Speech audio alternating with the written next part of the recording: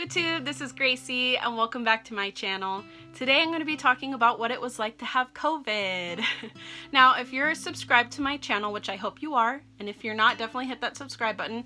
But if you are and you keep up with my uploads, you would have seen about 3 weeks ago I posted that I had COVID and I wasn't going to be uploading for the foreseeable future. Today is that day. I am finally back. I am fully healthy, fully healed and ready to go, but I wanted to come on and explain the whole process of what happened to me, because as I was getting sick, I went straight to YouTube to see how other people started to feel their symptoms and what it was like for them, and my initial symptoms didn't correlate with any of their stories. So I thought I would come on here and make a video in case anyone sees it out there and they start feeling the symptoms that I did, that they won't feel alone, because it was very, very scary watching these other videos and feeling that I had nothing in common with them. So I want to come on here and tell you guys all about my experience. So the very first set of symptoms I had were what I call foggy lungs, and it basically just felt like I had fog in my lungs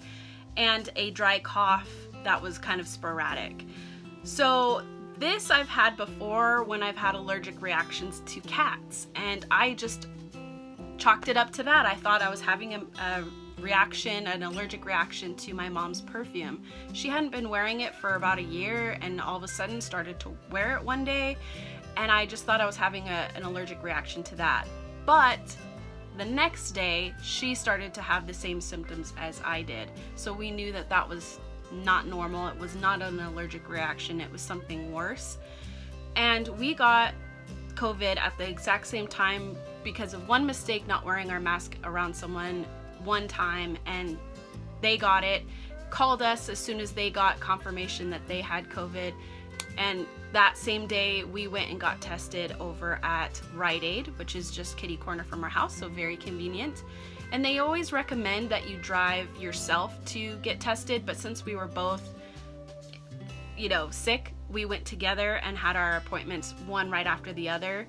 Drove up to the pharmacy drive-through window, got our little basket of goodies one at a time, and did all the swabbing ourselves, which was really nice. And let me tell you, I was really scared to get tested because I'd seen all the news reports of people getting the cotton swabs shoved all the way up their nose to their brain, and I didn't want that. But thankfully it wasn't anything like that, and we were able to do it ourselves. Put it into a little test tube, clean it off, and then hand it back to the pharmacist.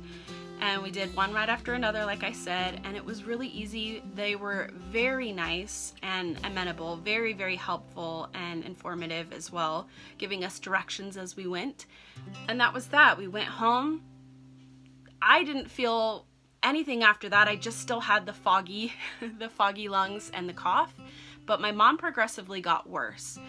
And I felt totally fine, and I know that that part of it is very common. A lot of people feel like they could just go back to work, or they could go and do yard work even. They have so much energy, but I just had that one cough and the lung issue, and I felt totally fine. But right away we quarantined ourselves because I also live with my dad. I live with my parents, and my mom and I quarantined ourselves away from him. Little did we know he also had it. But yeah, so we quarantined ourselves. I just sat there and I watched a bunch of movies and TV, and that was great. A couple days later, we got our results back from Rite Aid, and they were positive. We had COVID, it was confirmed. And so we knew, okay, this is it. We're gonna buckle down and just try and stay healthy. So the very first thing I started to feel after the cough and the fogginess in my lungs was an intense headache. I get headaches quite often, so I'm used to them. But let me tell you, this type of headache would never go away, no matter what kind of Advil or Tylenol or pressure points or just nothing. And I thought at first maybe it was because I was lying down all the time, so I tried to stand up and get the blood flowing a little bit and get the circulation going. But again, that didn't work at all. It was just an intense headache that wouldn't go away. And eventually, because as I got sicker, I tried to stand up and get the blood flowing and kind of like walk around my room a bit. Then my body started feeling really, really sick. just like I had the worst flu of all time. I didn't have the body aches, which I thought was really weird, but I just felt really, really sick, just awful, like total garbage. And so as I was walking around my room or just standing, trying to get the blood circulating, it made my body really weak, and my legs, it felt like I had been walking for an hour on the treadmill or something crazy like that. So definitely miserable at this point. No matter what I did, I still had this headache, and then I started feeling really sick, just feeling gross, and then my body just getting really tired, and that was pretty intense for me. I think that was part of the worst of it for me. However, my mom had it way, way worse. Like I said, my mom got progressively worse, and she was sleeping most of the day, all day, and she felt like I did, like we had a really, really bad flu, like a flu you've never had before kind of feeling. And so she slept most of the day. She didn't have any appetite whatsoever, so she ate like a few saltine crackers here and there, and that was it, and drank as much water as she could, gave her some cranberry juice, that kind of stuff to get her. Oh, and we also had Pedialyte as well. So we drank Pedialyte, cranberry juice, water mostly, and just tried to keep something down for her. Meanwhile, I had a regular appetite. So I was trying to eat as healthy as possible. We were trying to eat like oatmeal for breakfast, eggs, any kind of protein, peanut butter, and that kind of stuff, just to kind of help my system along. But for her, she was eating like a couple of saltine crackers a day, which was not good. Every once in a while, she would be able to put down like some toast or a peanut butter sandwich, but that was pretty much it. So at this point, I pretty much tapered off, and I just got really tired all the time. So I slept most of the day, would wake up to eat, and then drink some water, and then fall back asleep. But for my mom, it got progressively worse and turned into intense nausea. So if you're a little squeamish, definitely skip ahead. But she couldn't keep any of the saltines or even water down anymore. Anytime she would take a few sips of water, she would throw it back up. And so she was doing that a lot during the day, at least 2 times a day, and then worse from the consecutive days after that. She basically was nauseous and was getting sick for about 7 days.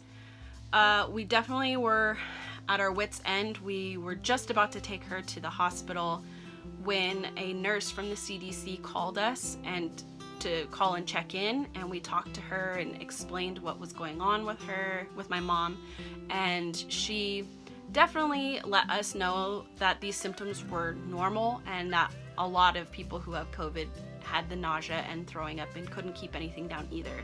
So for my mom, it made her feel so much better knowing that it wasn't just her, that this was normal and there was something that we can do about it. So she insisted that we contacted our doctor and see what kind of medication they would recommend. So that's what we did, contacted our family doctor, or she contacted her doctor, and they recommended an anti-nausea medications. And that's what we ended up getting from Rite Aid or Walgreens or something like that. And we picked that up, and again, all safe, wearing our mask, and went to the drive-through window to pick that up. So that's basically what we did. We came back, gave her those pills right away, and she felt way better towards the end. She was still feeling nauseous, but we were trying really hard to make those pills work for her, and they did. So thank goodness for that. And the CDC nurses were so helpful for all of us. They were calling us and checking in on us, checking in with my dad mostly, because he was the healthiest one out of all of us.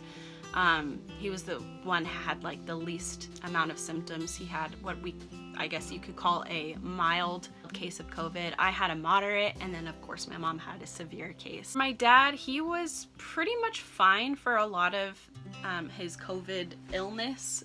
He was still working from home and continued to do so until a few days, I think it was about maybe 3 or 4 days, where he finally felt like he had a really bad flu, and he was sleeping a lot and was able to take some time off of work, and they were totally fine with it, which was very nice of them.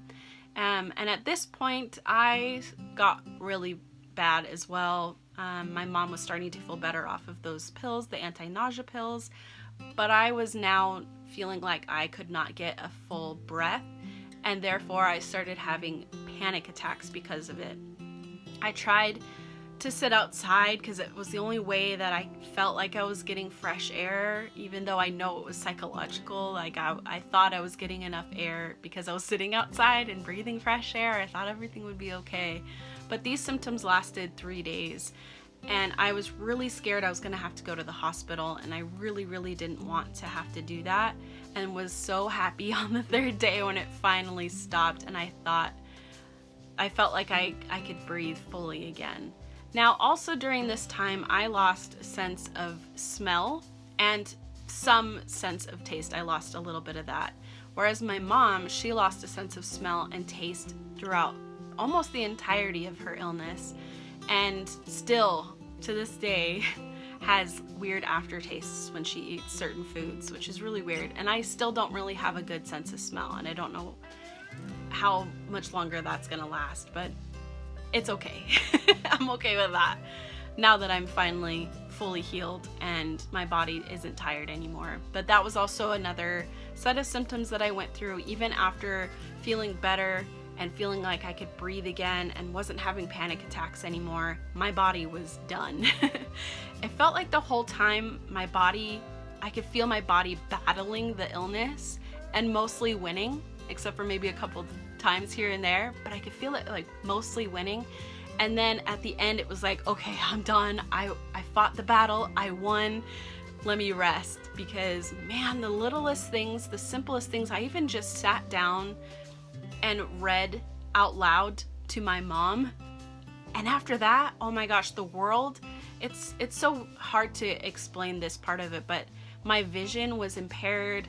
My body felt like it was being pulled down to the depths of the ocean. Like it was so heavy, and just I was exhausted, even just from reading a chapter of a kid's book. I was reading Harry Potter and I was exhausted after that. So from then on, I was healing. I didn't have the panic attacks or the breathing issues, but I was just really tired. My body was really tired. And like I said, my mom was on her medication, and so she started feeling really better, a lot better, really better, bad English, sorry. Feeling a lot better, but she was still sleeping most of the time. And my dad, he was bouncing back pretty quickly. He still had some residual symptoms, but other than that, he was fine as well. So now we are all healthy again. My mom is much better, obviously.